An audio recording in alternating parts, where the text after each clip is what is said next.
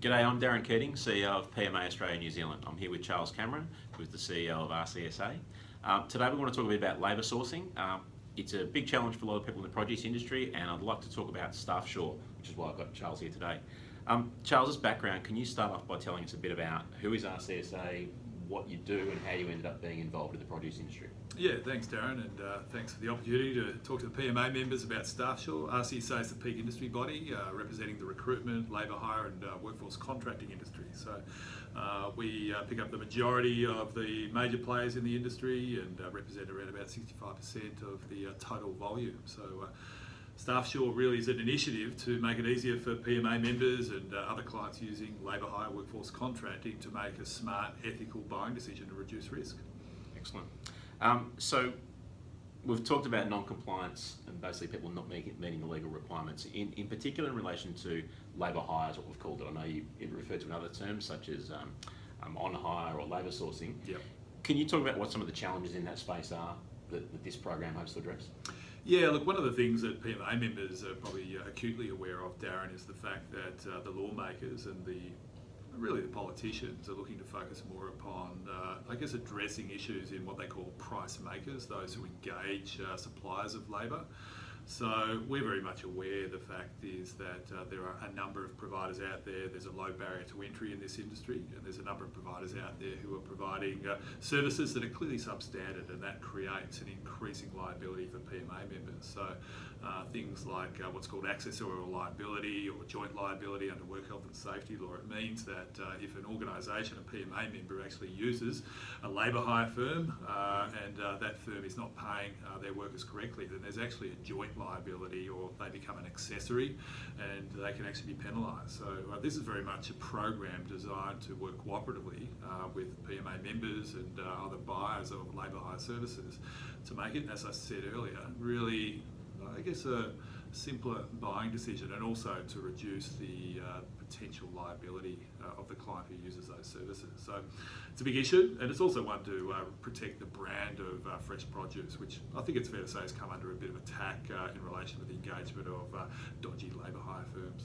Okay, and that'd be one of the things that we've noted. It's not, I suppose, the majority of businesses are doing the right thing. One of the things I see in here is that it's often talked about as how do we stop people doing the wrong thing. I think the other angle we can look at is how do we actually promote people and help them do the right thing. So from my view, Staffsure looks like something that can actually help people make better decisions about finding staff. Can you go into how it goes about doing that? Yeah, look, spot on. I mean, one of the things we heard from the roundtable when we actually started the development of Staffsure was the fact that many fresh produce, whether it be growers or packing sheds, didn't feel that they were equipped to actually, procure the services of a labour hire firm and ask the right questions. They were essentially being told that those labour hire firms were doing the right thing when, of course, they may not. Fair to say, to your point, that 99% of labour hire firms do in fact do the right thing. There are 1% out there that don't do that. So Staffsure is essentially a standard. It's a standard against 6 key criteria, everything from the business being run by a fit and proper person, of course fair work compliance, work health and safety compliance, immigration compliance, the fact that they will need to ensure that they have financial assurances and are reporting correctly, and another key one of course is around providing suitable accommodation to the workers when they're sponsoring or mandating that they need to be accommodated in certain locations as well. So there's the standard, and we've engaged SGS, the world's largest auditing body, that will come in and conduct audits against that standard.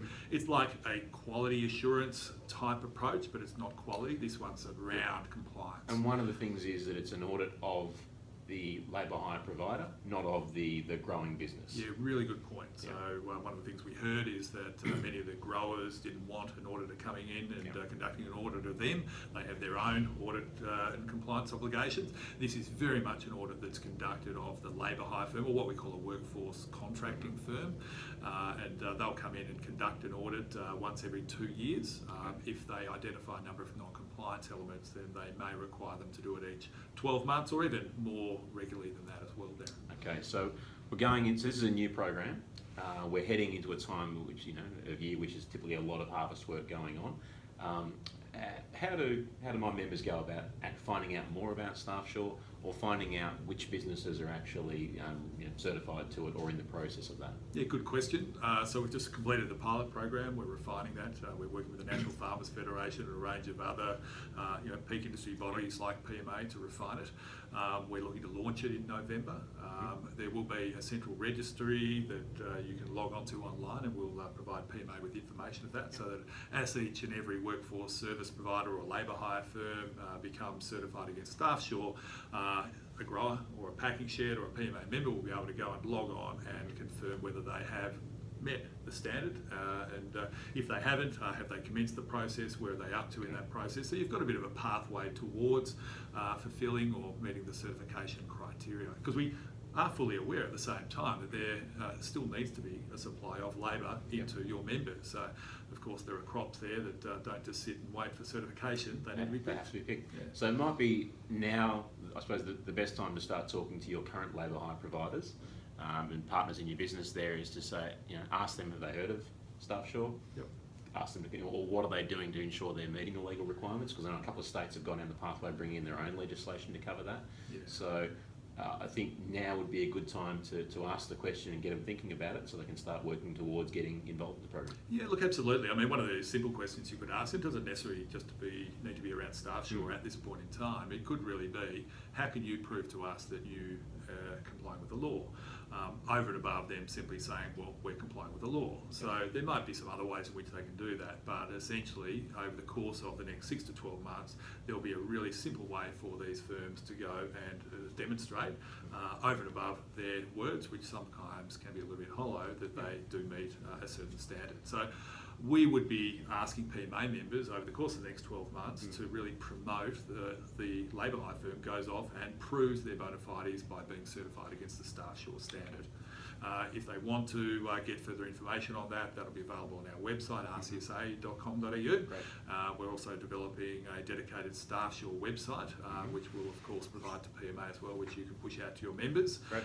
And ultimately, we'd like to be in a position where PMA members will only use a Staffsure certified provider. It provides them protection, mitigates their liability, and also promotes rewarding the good guys rather than the bad guys. And hey, it's a tough market out there, and there are some providers out there who will tell some things that aren't fully true. So we need that independence, and Staffsure can provide that. Okay.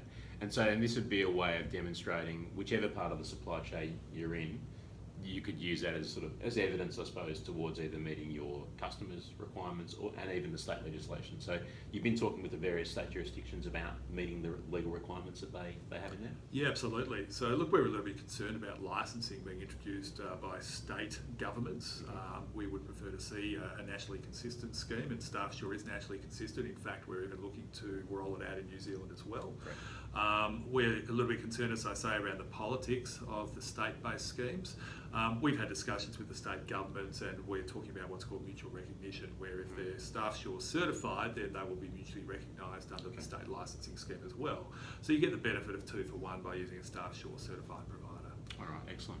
Well, thank you for that, Charles. That's fantastic. To all PMA members, I'd encourage you to have a look at programs like this, and there's some others out there. I know that there are some programs for businesses that employ their own staff directly, so that we'll have some more information on that as it comes to hand. But again, I'd encourage you all to have a look at this. Labour sourcing is an important one to get right. I think it's important for the whole industry, and this is the kind of program that can help you in your business and take a lot of load off you doing it yourself. So again, thank you, Charles. Appreciate the time. Thanks for your support. And again, thank you everyone out there. And if any questions come through, we'll be happy to defer them onto RCSA.